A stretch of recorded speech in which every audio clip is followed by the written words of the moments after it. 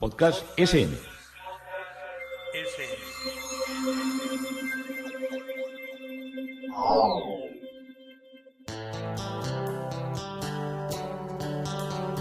Historia con sentido. Un podcast realizado y presentado por Juan Carlos González.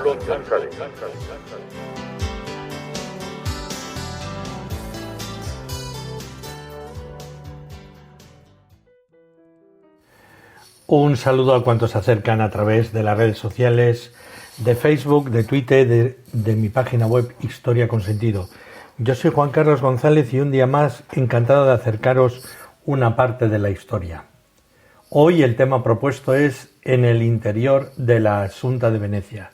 Estamos recorriendo la iglesia de los jesuitas venecianos cerca de Fundamenta Nuova en una parte no muy o no excesivamente visitada de Venecia, con una iglesia excepcional cargada de unas obras de arte increíbles que vamos recorriendo y conociendo poco a poco. Una de las realidades que tienen muchos artistas es que hay veces que hasta que no se organiza una exposición que lo saque en valor y en altura, pues no se valoran excesivamente o demasiado. Fue el caso de Caravaggio, que hasta el año 1950, donde se hizo una exposición monográfica en Milán, de las primeras que se hacían, pues prácticamente era un pintor que no era excesivamente valorado, tampoco se sabía mucho de su obra, y bueno, se le consideraba como tantos pintores de esa época que habían dejado huella en Nápoles, que habían dejado huella en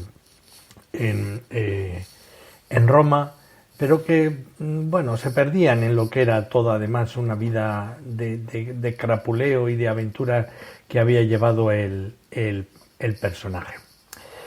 A nuestro país llegaron muchas obras, sobre todo de Nápoles, cuando aquello era un virreinato. Entonces los virreyes estaban en lo que era el mercado y había el mercado de compra, me quiero referir, y había muchas veces en que se adquirían obras porque eran los que tenían dinero y poder, y también había mucha gente que pagaba favores pues regalando cuadros.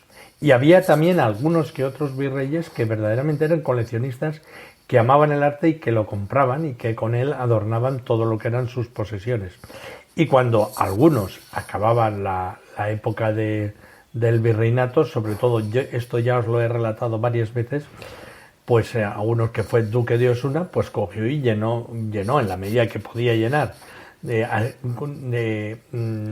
revistió las paredes de su colegiata, de su templo funerario que iba a ser al final, pues la revistió de grandes obras compradas y traídas desde Italia a nuestro país. Luego también hubo una gran oleada de llegada de arte que está muy poco detallado cuando en Europa estaba discurriendo la Primera Guerra Mundial. Ahí llegó muchísimo arte, sobre todo de coleccionistas, de franceses que ante la situación bélica tan increíble, pues encontraban un sitio de venta pasando la frontera de los Pirineos y vendiendo aquí sus obras para poder subsistir. Parece que la Segunda Guerra Mundial fue absolutamente truculenta por el increíble número de muertos, pero la Primera Guerra Mundial para Francia también fue muy dañina. Entonces, en los años 14 al 18, que es cuando dura la guerra, la valoración del arte tampoco era muy grande. Y la venta comercial con los Estados Unidos pues tampoco era muy importante. Tenéis que tener en cuenta que todavía todo lo que era el moverse hacia el Nuevo Mundo en esas fechas, aunque ya había aviones, era con barco, entonces era muy complicado a un comprador venir de Estados Unidos, adquirir una obra, volvérsela a llevar. Bueno, suponía muchas dificultades, muchas menos tendría un comprador de arte americano en los inicios de la Segunda Guerra Mundial, si es que podía llegar a los puertos franceses o a los aeropuertos o como lo hicieran para adquirir obras. Y ya también había muchas menos, porque muchas se habían perdido, muchos se habían deshecho de ellas durante la Primera Guerra Mundial y durante la Segunda Guerra Mundial pues ya quedaban menos obras. Y además los nazis tenían como una especie, en eso eran parecido a lo que había hecho Napoleón, que por los países por donde iba pasando encargaba a sus generales que le requisaran las obras para llevárselas al Louvre y para llevárselas a París, donde él las quería exponer y donde quería hacer pues lo que en el fondo fue durante unos años París, la capital del imperio. Pues en la mente maquiavélica de los nazis también estaba organizar en Germania, que era como iban a bautizar el nuevo Berlín, querían hacer como una especie de gran museo mundial con lo mejor del arte. Ya sabéis que ellos tenían unos criterios también un poquito no voy a decir exquisitos, sino un poquito hirientes para algunos creadores, que era considerar una parte del arte como arte degenerado. Y ahí, pues bueno, por eso se salvaron muchos pintores y mucha obra que acabó en Estados Unidos, por como un montón de pintura que estos la consideraban extravagante y desastrosa, de las vanguardias europeas de aquel momento, que no se valoraron y que afortunadamente ahora tenemos gran parte de esa obra. Todavía siguen habiendo innumerables obras que no se han recuperado, que probablemente estén pues en casa de algún coleccionista privado que sí que ha sabido entrar en lo que es ese gran mundo y ese gran misterio que rodea a veces el mundo de los coleccionistas privados, que se recrean teniendo un maravilloso cuadro y mirándolo de frente, cuadros que indudablemente no están en los museos, que yo creo que es donde deberían estar. Bueno, pues hace unas semanas pues se ha producido pues un hecho curioso, porque se ha parado la venta de un cuadro de Caravaggio, un Ecce Homo, que ha sido retirado de la subasta que se iba a hacer en la Casa Ansorena de Madrid. A los que os movéis en el arte y os metéis en Ansorena, en su página, no sacan todas las obras indudablemente que tienen, pero sí que hacen una recopilación abundante de obras que tienen, y de obras muy, muy buenas. ¿Qué pasa? Que pues hay familias que han sido de la nobleza, o que ya lo son menos, o de la alta burguesía, pues que acapararon y tienen pues numerosas obras, y entonces pues las llevan de vez en cuando. Claro, tienes que tener obras buenas. Tú, si vas con un cuadro que tenía tu abuela pero que lo había comprado en un mercadillo, podía ser un óleo que representara a San Pedro, pero ese cuadro de San Pedro no va a ser de Rivera, será de algún pintor del pueblo de al lado, o a lo sumo de la capital, que tendrá mucho valor sentimental, estético y estilístico para ti, pero que no tiene lo que sería la trazabilidad de un gran maestro.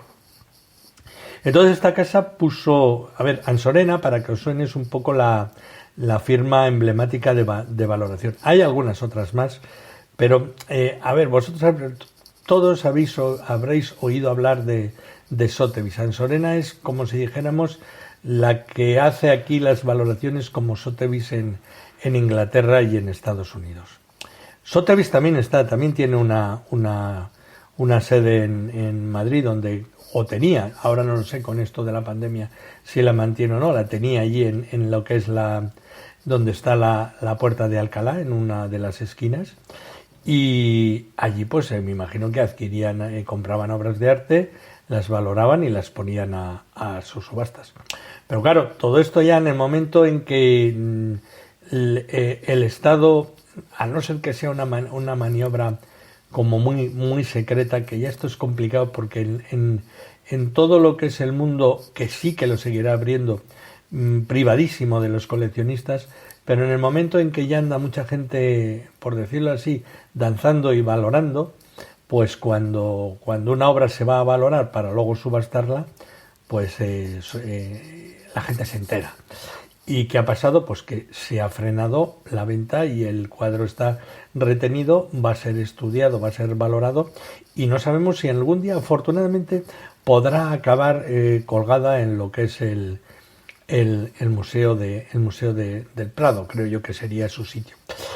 Imaginaros todo el despropósito que era esto, que la obra iba a salir a la puja en una valoración de 1.800 euros. O sea, una obra que probablemente se podía haber vendido en varias decenas de millones de euros. Y el en cuanto se empezó a preguntar, porque claro, ellos tienen un gran equipo de gente valorando el arte, pero cuando ya tienes una obra sorprendente como es esta, pues ya consultas a los museos. Y cuando ya consultas a los museos, pues ya te han cazado, porque dicen, cuidado, que este no estamos seguros al 100% de que sea de Caravaggio, pero sí estamos seguros al 89% de que sí lo sea. Entonces hay que parar la venta, hay que darle una categoría de BIC, que es bien de interés cultural, al objeto, en este caso el cuadro, y hay que primero confirmar la autoría, y después de confirmar la autoría, ya de entrada, cuando se suspende la venta, ya está en esa especie de entredicho en el cual el cuadro no puede ni ser vendido ni puede abandonar el país, y los propietarios tienen que informar en todo momento qué se está haciendo con el cuadro y qué está pasando. No, me lo han robado. No. El cuadro ya no te lo pueden robar y ya tiene que entrar dentro de lo que es la gran categoría de todas estas pinturas y de todos estos valores. Afortunadamente tenemos muchas obras, no todas las de Caravaggio, porque Caravaggio tampoco valoró, o bueno, no se valoraron tanto, ni en el fondo, aunque él debía pintar muy rápido, no se conservan excesivas pinturas. Y ya os digo, fue un pintor que se le puso excepcionalmente en alza, primero porque lo era, porque ese tenebrismo, esos oscuros y esas luces que iluminan las carnes de los personajes es absolutamente increíble, y luego imitadísimo por los sucesivos pintores que le siguieron y que siguieron su tendencia. Pero es un autor que no hasta el año 1950, con la exposición que tuvo lugar en Milán, pues no se le valoró demasiado. O sea, se le tenía por un buen pintor, pero como pasa con otros muchos, de vez en cuando hay pintores que han estado, por decirlo de alguna manera, no voy a decir olvidados, pero sí un poco soterrados o un poco enterrados, que se descubren algunos de los cuadros más increíbles de ellos y saltan de una manera exponencial. Bueno, voy a volver a lo que era el interior de la iglesia de la Asunta de Venecia, y seguiré en siguientes capítulos contándoos la historia de este cuadro, que es verdaderamente interesante. Nos habíamos quedado en la iglesia de Santa María Asunta de Venecia, en el presbiterio, que el presbiterio está rodeado de estatuas de querubines, de ángeles y arcángeles del maestro de escultura Giuseppe Torretti, o Torreto. ¿Quién era este Torreto? Pues era el hijo de un escultor nacido en Pagnano y viviendo en Venecia a partir del año 1680, y allí estuvo trabajando primero en un taller de grabador de Antonio Raffaelli, y desde la década de 1690 ocupó cargos cada vez más importantes dentro de la fraglia, de la compañía, por así decirlo, de los talladores, en la que se inscribiría ya en la década de 1740, y ya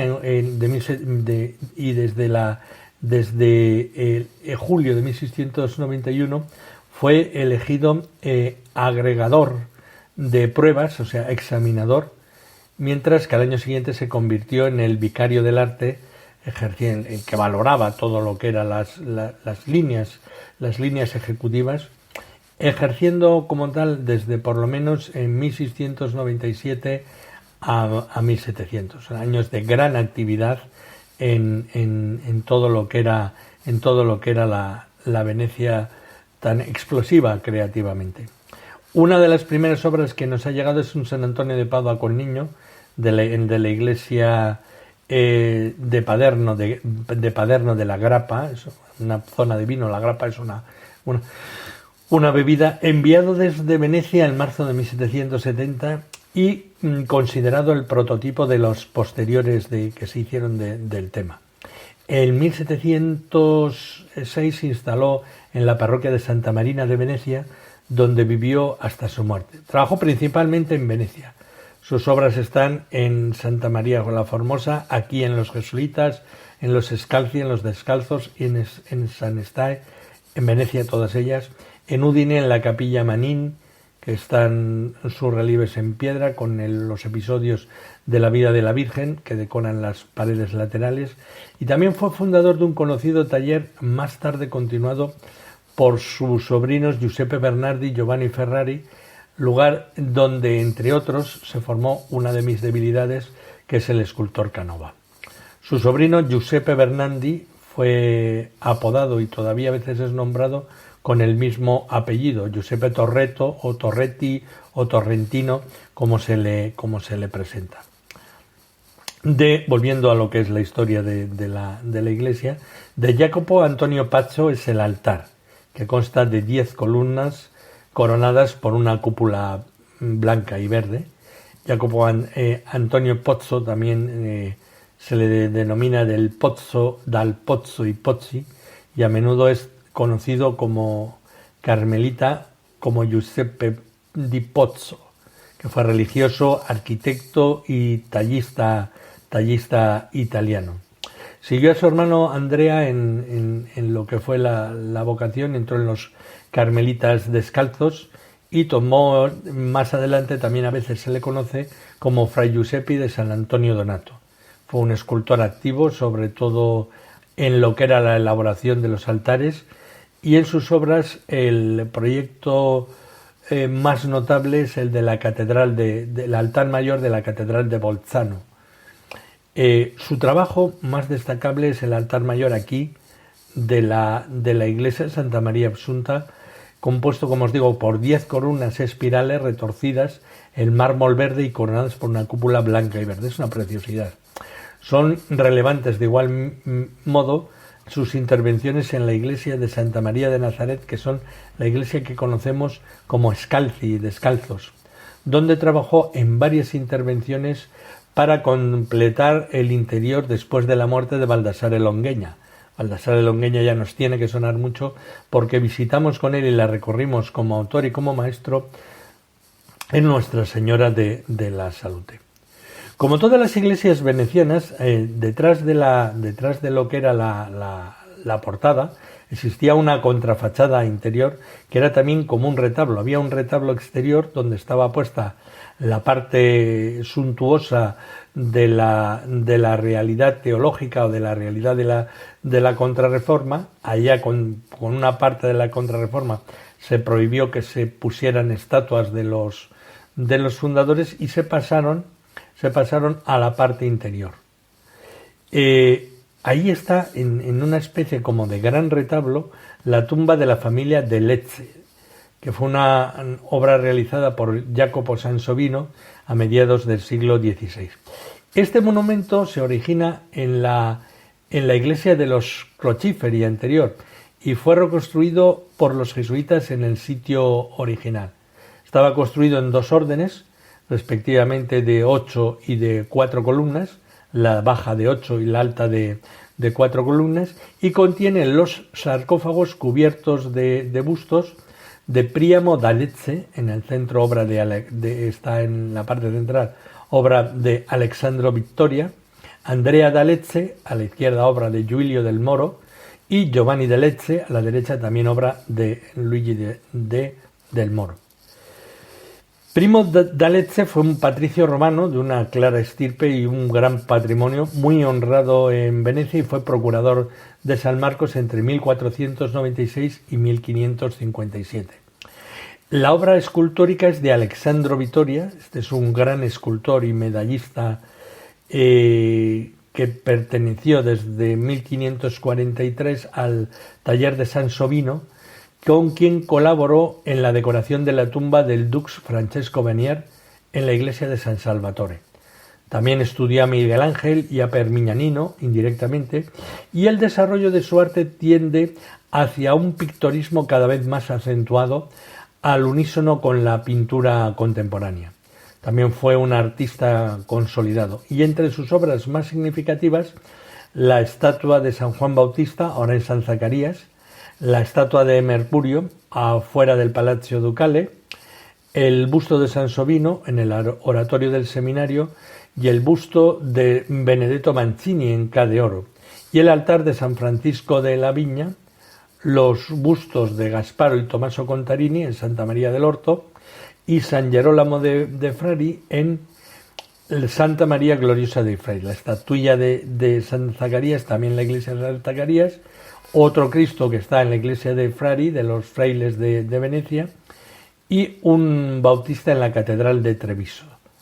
Hay más obras, pero no voy a citaros porque nos cansaríamos y nos saldríamos del tema. Giovanni de Lecce, que es otro de los personajes, era el conde de Croce, vivió entre 1554 y 1625, fue un militar y político italiano de la República de Venecia, y en 1570, tras la guerra de Chipre contra la República de Venecia, frente a los turcos del sultán Selim II, Giovanni de Lecce fue nombrado supervisor de Dalmacia y Albania, luchando valientemente en Zadar contra los turcos. Fue capitán de Bérgamo y luego también capitán de Bercia. Capitán sería lo que para nosotros es el gobernador. En 1596 Lecce compuso una descripción detallada de Bérgamo y de su territorio. Y el último hijo de Battista d'Agnolo, conocido como el Moro, y su hija y la hija de Francesco India, siguió los pasos de su padre y adoptó el seudónimo. También aquí hubo una variedad de esta familia que fueron pintores y grabadores. Andrea de Lecce fue el primogénito del fiscal Giovanni di Andrea y Marietta Priuli de Gerolamo, que nació en Venecia el 9 de abril de 1577, y su larga existencia fue absorbida por completo por su actividad política. 2 veces fue magistrado y custodio del Banco Giro para lo que sería el Banco de Venecia, y ocupó también cargos en la Fiscalía, estuvo seleccionado para ser dogo y una serie de prominentes cargos que desarrolló al servicio de la Serenísima. Al lado izquierdo de la nave, la primera capilla es la capilla de San Lorenzo. La capilla de San Lorenzo es conocida por la pintura que está dentro del retablo. Ya sabéis que aquí los retablos no son al estilo de lo que estamos conocidos en la zona peninsular, que son casi todos de madera y tienen tallas. Aquí son casi todos de piedra y tienen pinturas en el medio. Y el Martirio de San Lorenzo es una obra maestra de Tiziano. La pintura perteneció originalmente a la antigua iglesia de los Crociferi, y el altar fue utilizado por la denominada Scuola dei Passamaneri, de lo que eran los verdadores venecianos, que era también una cofradía muy potente. La obra fue encargada por Lorenzo Masolo para su altar, el segundo en el lado derecho de la nave, y ya en ejecución en 1548, y el lienzo se completará solo en 1559, aproximadamente 2 años después de la muerte de su cliente. Durante siglos los espectadores han quedado cautivados por la primera versión de Tiziano de la ardiente martirio de San Lorenzo, de esta iglesia de los Gesuiti de Venecia. Hay un mundo de leyendas que envuelve a este cuadro en la iglesia perdida de los Crociferi, así como las circunstancias de su encargo. Si bien se sabe desde hace mucho tiempo que el trabajo fue producido para el altar de Lorenzo Masolo y su esposa Elisabetta Gherini, sabia y bella musa de Pietro Bembo y de Giovanni de la Casa. Lo que nunca ha sido claro son sus motivaciones para la elección de la iglesia de los Crociferi y la elección poco convencional de una escena dramática del martirio para decorarlo. La respuesta a estas preguntas implica un asesinato brutal, un monje renegado, padres penitenciales y una intrincada red de relaciones y alianzas entre patricios poderosos que iluminan si es posible tener una comprensión de la violencia de la obra maestra de Tiziano. Aquí tenemos para que alguno se anime y haga una novela de este cuadro y de la historia del pintor hasta llegar a este cuadro y de la historia de la influencia de todas estas circunstancias para producirlo. En 1730, con motivo de la reconstrucción de la iglesia, que en 1657, como vimos, pasó de los crucíferi a los jesuitas, el retablo se colocó en la ubicación actual, en el primer altar de la izquierda, y la pintura, cuya firma en la parrilla ha sido repintada en las huellas del original, presenta un entorno nocturno que acentúa su carga dramática, rica en referencias a la antigüedad romana, representada de acuerdo con una interpretación personal del artista, eso también es cierto, es el resultado de una elaboración compositiva cuidadosa y reflexiva, especialmente en la parte inferior. Aquí las poderosas figuras de los verdugos se apiñan alrededor de la parrilla en llamas, cada uno con un cometido con cínica crueldad en la ejecución de esta terrible sentencia de muerte, y un poco más lejos están algunos soldados en cuya armadura brilla el fuego del martirio, y las figuras en el fondo frente a la columnata del edificio en escorzo se representan efectivamente con golpes de luz rápidos y sumarios, y la obra, recordada por Vasari con admiración, fue posteriormente replicada por el artista con algunas modificaciones entre 1564 y 1567 para el emperador español Felipe II y se encuentra en el Escorial. Si no podemos desplazarnos a Venecia, podemos ver la obra en el Escorial, que es parecida. No es exactamente igual, pero es muy parecida. El éxito de esta obra llevó, como dijimos, a Felipe II de nuestro país a encargar al artista una segunda versión para el altar mayor de la Basílica del Escorial. Dicha obra, con algunas variantes, la pintó Tiziano unos 10 años después y la envió al monasterio en el año 1567. Pero por sus tonalidades oscuras no lucía bien colgada a la altura prevista y fue colocada en la llamada iglesia vieja o de prestado, donde la podemos ver actualmente, que es como una capilla. Hay también para contemplarlo un grabado de Cornelis Cor que reproduce la composición, fusionando los detalles diferentes de las pinturas conservadas en Venecia y en el Escorial. El grabador hizo esta reproducción con el modelo conocido de Tiziano y con alguna visita que probablemente hizo al monasterio del Escorial. El cuadro del Escorial formó parte de la colección de Felipe II, hablo de él porque es el que más fácilmente podemos ir a contemplar, y el pintor mantuvo en este nuevo ejemplar para el rey un número de sayones, o sea, de los que están acompañando de verdugos, en torno a la parrilla donde se martiriza a San Lorenzo, y el pedestal de la estatua de la diosa Minerva a la izquierda. Pero con el ideal de conseguir una mayor verosimilitud histórico-arqueológica del martirio, Tiziano elimina todo el grandioso escenario arquitectónico y teatral que sirve de fondo en el lienzo de los crucíferi y lo sustituye por una severa arquitectura porticada impresa en lo que es la penumbra de la noche, más acorde con el lugar exacto donde había sucedido el martirio, las termas de Olimpíades, cerca del palacio de Salustio.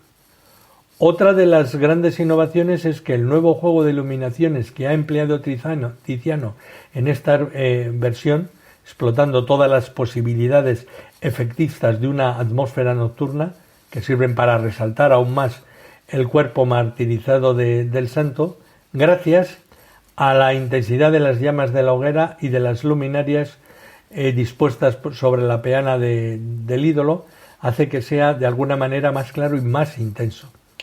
El San Lorenzo es seguramente una de las obras maestras de los últimos años de la producción de Tiziano y el nocturno más impresionante de su producción, donde figuras y entorno parecen fundirse en una única luz crepuscular de un gran patetismo dramático.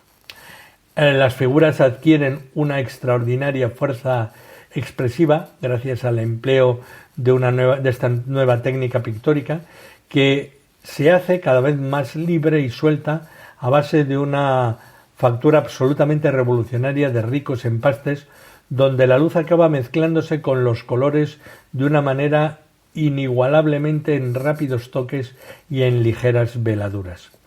Todo el proceso del encargo y del desarrollo de la obra es bien conocido a través de la minuciosa correspondencia de Felipe II con los embajadores de Venecia y directamente con el mismo Tiziano, así como los testimonios de algunos visitantes, como el de Vasari, cuando visitó el estudio de Tiziano de la casa de Brigrande en 1566.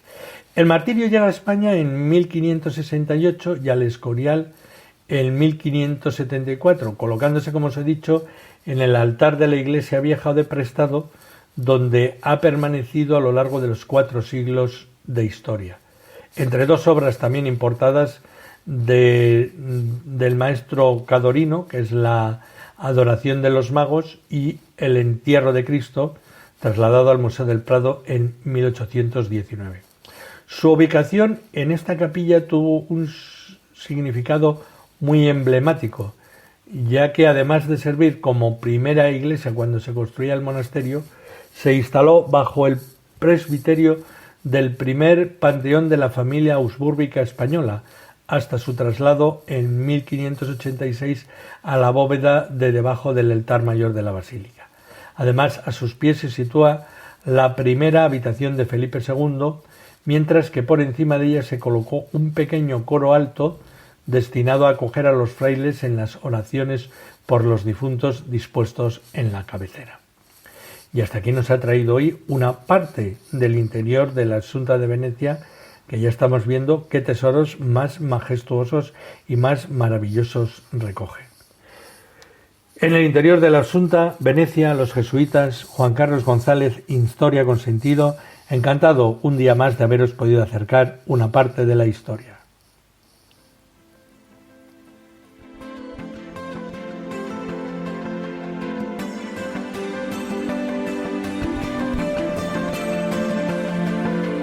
Hasta aquí un episodio más de Historia con Sentido. El podcast que te habla de historias de la historia, sucesos, eventos, como si el ayer fuera hoy. Síguenos a través de iTunes, Spreaker o iVoox. Contacta con nosotros por correo electrónico escribiendo a podcast@historiaconsentido.com. Nuestra web www.historiaconsentido.com. Y en Twitter nos encontrarás como @historiasentido. Este podcast pertenece a la red Podcast SM.